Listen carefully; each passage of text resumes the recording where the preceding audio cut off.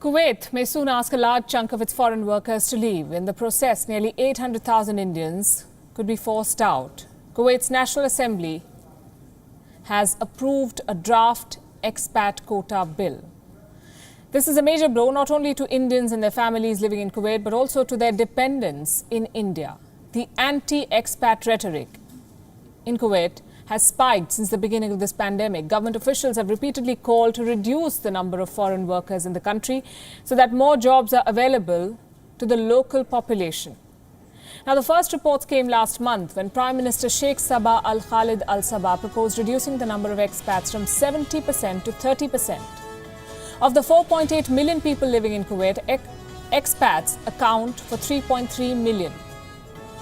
It has not come as a surprise that the bill's first target will be Indians. There are 1.4 million Indians in Kuwait. That's a huge number. 1 out of 2 expats living in Kuwait is an Indian.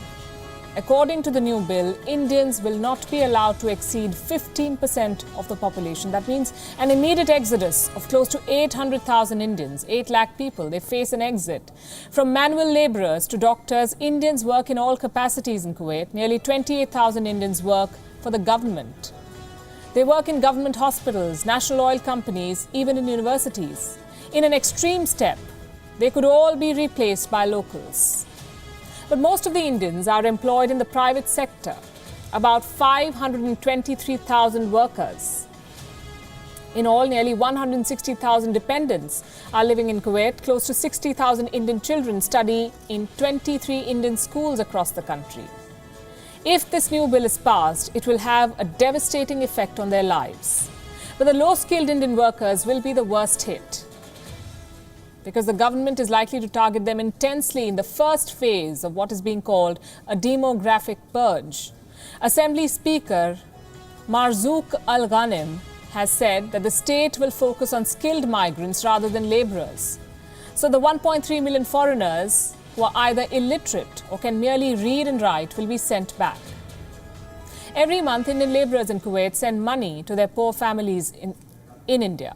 In 2018, India received close to $4.8 billion as remittances. As a consequence of this new expat bill, poor families in India are going to suffer.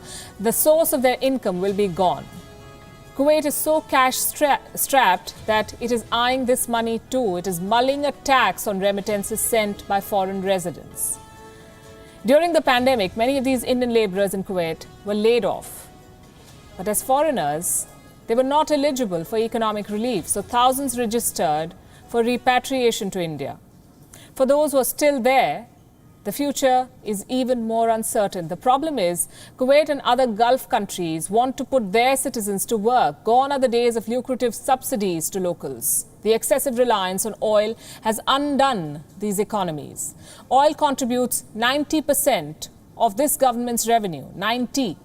That revenue has collapsed because oil prices are right now at historic lows. There's no money left to give as handouts to its own citizens, so they must work.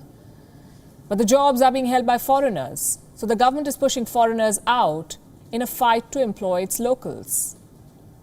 Here's the problem though. The locals do not have the skills to fill the gap left by Indians. For decades, Kuwait used Indians to build its empire.